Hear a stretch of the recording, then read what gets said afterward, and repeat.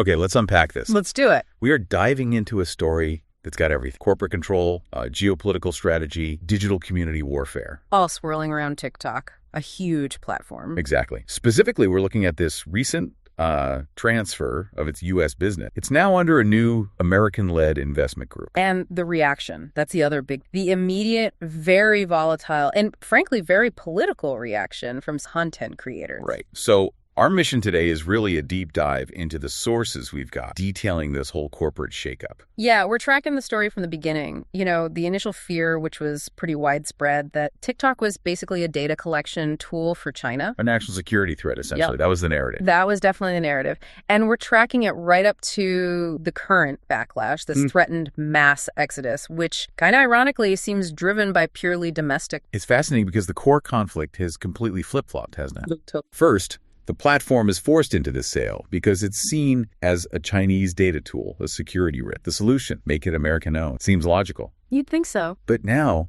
it's facing these new calls for people to leave.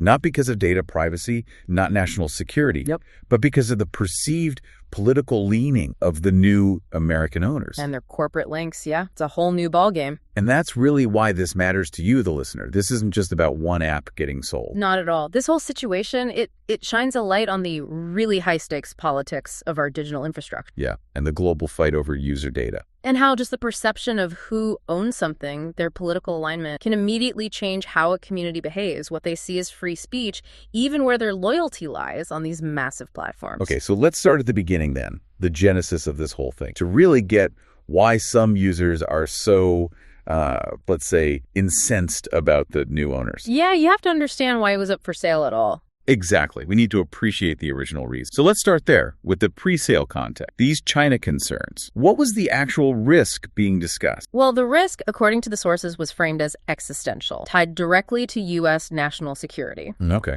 Our sources are pretty direct.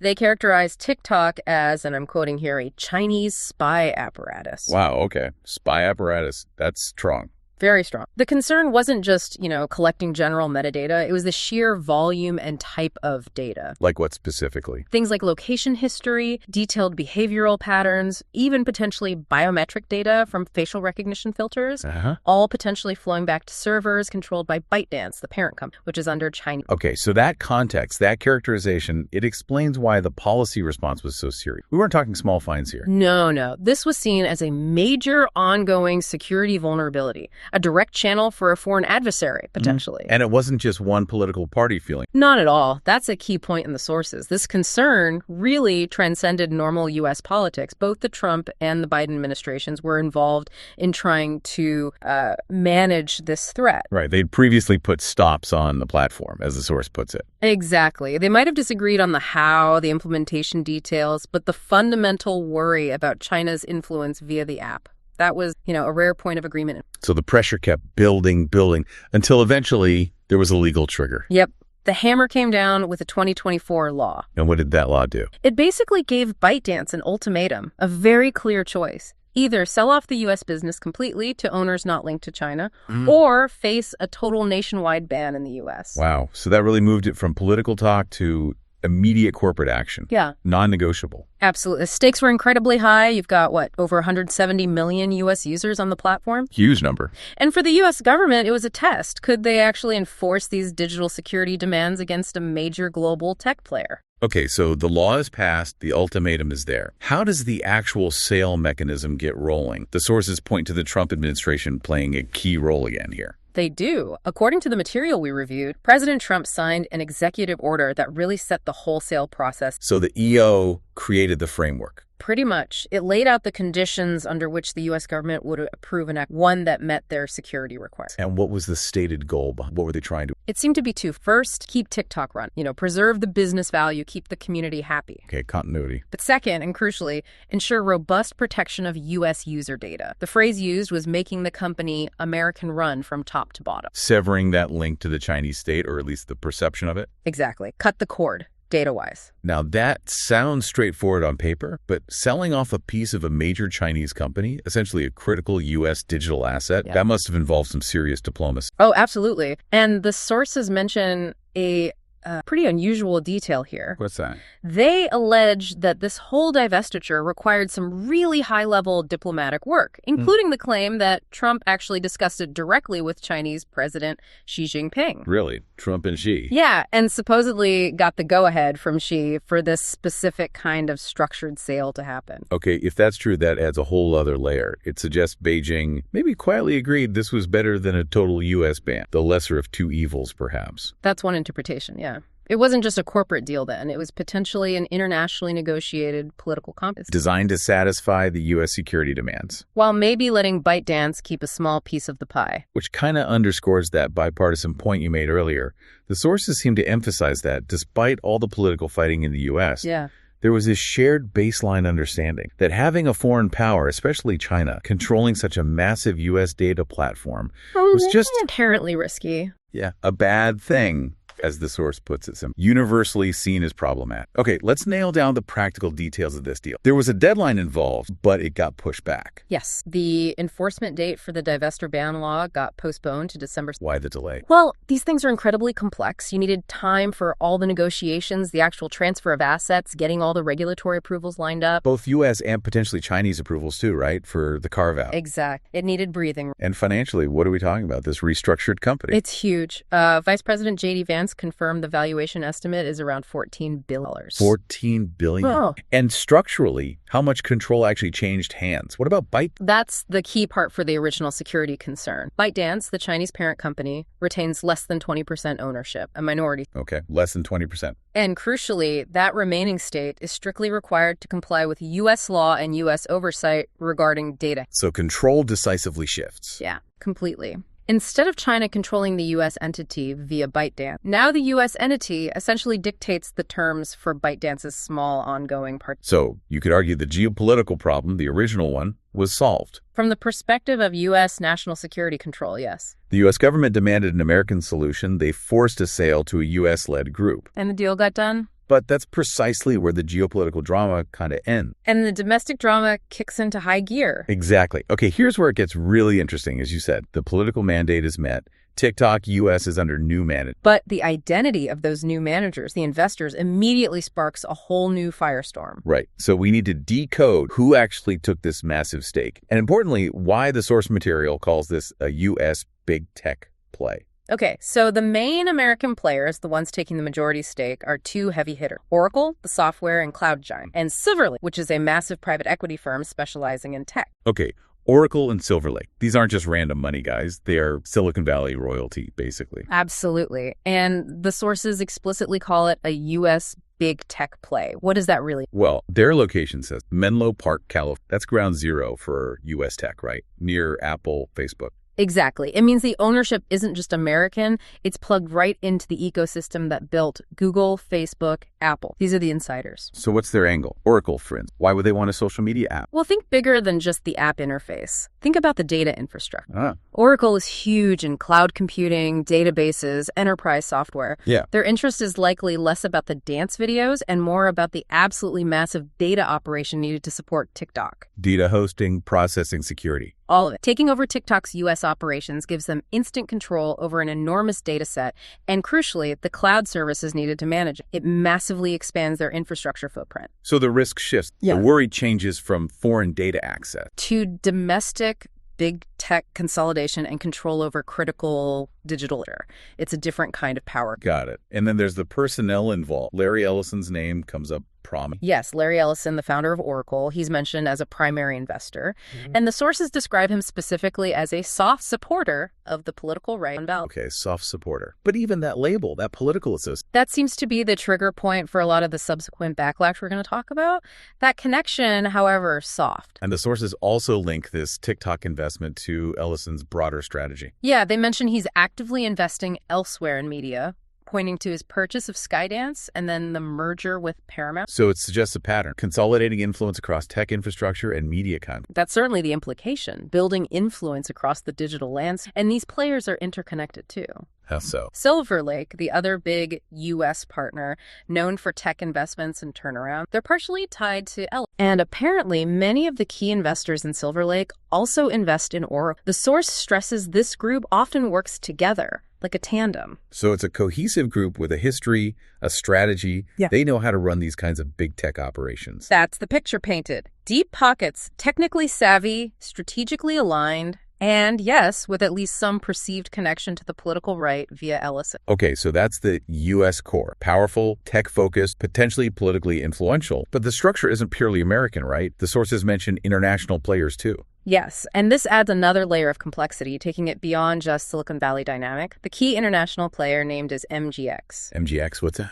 It's described as an artificial intelligence investment firm, and significantly, it's a strategic partner of Silverlake. An AI firm involved in TikTok. Okay. And where is MGX based? This is crucial. It's connected to the United Arab Emirates. The UAE. How so? MGX reportedly falls under the sphere of influence of Sheikh Tanoun bin Zayed Al Nahyan. Okay, and who is he? He is a major figure, the UAE's national security advisor, and also the brother of the UAE president. Wow. So this isn't just some passive investment fund throwing money in. This is a strategic investment, potentially linked to a major sovereign entity, the UAE government, with interests in AI and digital platforms. That's exactly the implication. High-level strategic money. So let me see if I can summarize this structure. Based on the source, the U.S. government effectively swapped concerns about Chinese state influence for a new ownership structure led by U.S. tech giant, one associated with Larry Ellison and the political right, partnered with a major strategic AI investment firm linked to the UAE's national security. And the source also throws in a mention of a Jewish group investor being involved as well. Okay, so it's a really diverse, powerful, and frankly, politically complex coalition that now controls TikTok US. Extremely diverse. US tech, UAE sovereign interests, AI focus, private equity. It's a fascinating. And maybe predictably, this complex, politically charged structure immediately drew intense criticism from different sides. Oh, instant. Even before the deal was finalized, the sources note skepticism flaring up. From where? Well, from opposite ends of the spectrum, really. The sources mention figures like Nick Fuentes on the far right, claiming the platform would now be, quote, Jewish controlled, somehow ruined. Yeah. And then on the other side, you have the user groups we'll discuss next, the ones threatening the exodus. And their complaint. Their claim is that the platform is now irredeemably tilted to the right because of the Ellison Connect, his perceived friendliness to Trump. So for these polarized groups, it seems like the identity of the owners matters more than anything else. They just swapped one political fear for another, China out, Ellison Trump adjacent in. That seems to be the reaction pattern described, but the source's own analysis, their synthesis, offers a counterpoint to all this political panic. Okay, what's the argument against the platform instantly becoming super political one way or the other? It's actually a really interesting point. The sources suggest the platform will likely end up being far less overtly political in its day-to-day operation than either. Why? What's the reason? Because the investment groups involved Oracle, Silverlake, and their partners. These are the exact same kinds of groups that are heavily invested in or provide infrastructure for many other major tech platforms. Think YouTube, Facebook infrastructure components.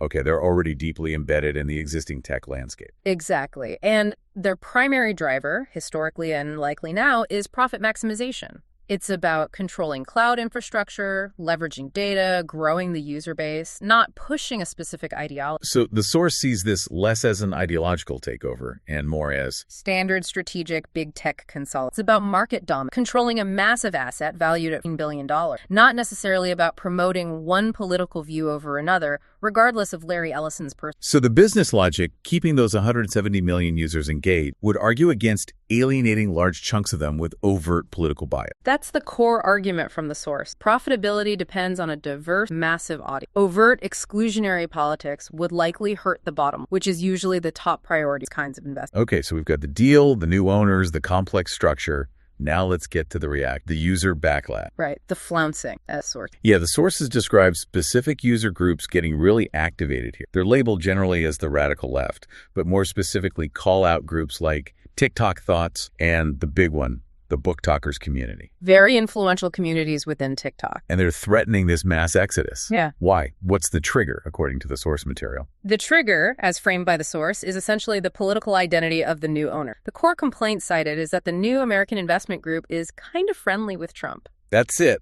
That connection is enough. According to the source's portrayal of their motivation, that association is presented as sufficient reason for them to virtue signal against the platform by leaving. Okay, that immediately brings up the question of consistency, doesn't it? The source material really leans into this, pointing out what it calls irony or even hypocrisy. It does spend significant time on that contrast. The source emphasizes how jarring it is that these same users, or user types, were apparently totally fine with the platform when it was owned by China. In fact, they cried about the potential ban back then. Despite all the documented concerns about it being a potential spy tool collecting U.S. data? Exactly. Back then, the priority seemed to be keeping access to the platform, even with the national security risks flagged by both political parties. And the source takes that critique even further, right? Connecting it to broader issues with China. It does. It brings up China's human rights record, specifically referencing things like the reports of slave camps and the treatment of the Uyghur population, the Muslim.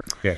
The argument presented is that these users were willing to stay active, contributing value to a platform owned by a company under the jurisdiction of a government accused of. But now they're leaving because the American investors are perceived as having the wrong domestic political lean. That's the core of the hypocrisy argument laid out in the source. It frames the current outrage as not being about platform safety, data security, or even ethics on a global but purely about domestic politics. Yeah. The source flatly states they only dislike this change just because Trump or because people associated with him are involved. Okay, so the source is basically arguing this reaction is emotional, not rational. That's the claim. And to illustrate this alleged pattern of irrational, politically driven reaction, the source uses a very specific and definitely controversial analogy. The Tylenol challenge. This needs careful hand. Let's first lay out what the source claims happened in the Tylenol situation itself. So the setup, according to the source, was that President Trump advised caution about using Tylenol during pregnancy. And was there any basis for that caution? Well, yeah. The source points out that Tylenol, or acetaminophen,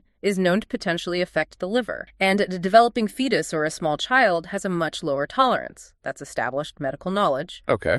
And the source also notes that even the Tylenol company itself recommends consulting a doctor before use during pregnancy. Plus, it mentions ongoing studies at the time looking into possible links between acetaminophen use in pregnancy and developmental, like autism. So the advice for caution had some factual, scientific, and even corporate backing, even if the links were still being studied. It wasn't just pulled out of thin air. Right. There was a basis for advising caution, but according to the source's narrative. This is the controversial part. Yeah.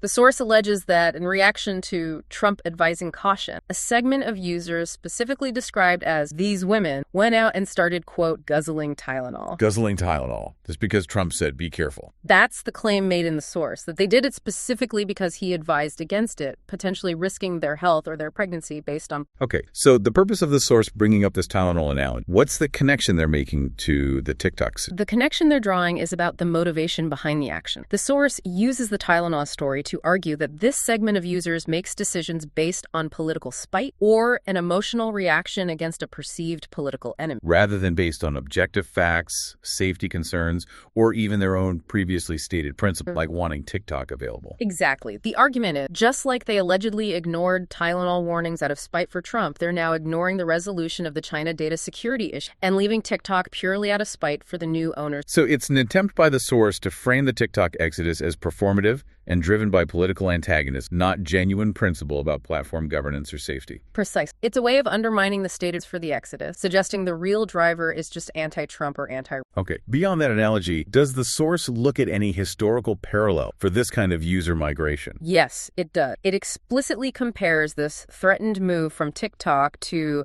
the blue sky exodus from X. When Elon Musk took over Twitter. Exactly. People left X, or Twitter, in protest, and many migrated to platforms like Blue Sky. And what's the source's assessment of how that turned out? Pretty dismissive, frankly. The source argues that those users who left X basically moved into an echo chamber on Blue Sky. An echo chamber. Yeah, where they primarily interacted with people who already agreed with them, and according to the source, they radicalized themselves further within that bubble. And did it impact X or Twitter? Did the new platform thrive? According to the source, not really. It characterizes Blue Sky now as a dead platform, meaning it failed to achieve the critical mass needed to stay relevant or significantly challenge the original platform. Okay, so drawing on that comparison, what's the source's final verdict on this threatened TikTok Flounce. The conclusion presented is that it's basically a recurring pattern. They claim they always do this, meaning this specific user segment reacts this way to political shifts they dislike. They flounce, as the source puts it. Yeah. And ultimately, it never really moves the needle. It doesn't significantly harm the main platform they leave behind. So the predicted outcome isn't the collapse of TikTok US under its new ownership. No, the source anticipates the outcome will be more about the fragmentation of that specific protesting community. They split off. Yeah, they potentially increase their own internal radicalization by retreating into smaller, more politically uniform platforms. They lose their influence on the big stage and kind of shout into their own echo chamber. That's the anticipated result, according to the source. #tag outro. Wow. Okay, so we've really journeyed through quite a saga here, a corporate and geopolitical drama that just completely shifted its focus midstream. Absolutely.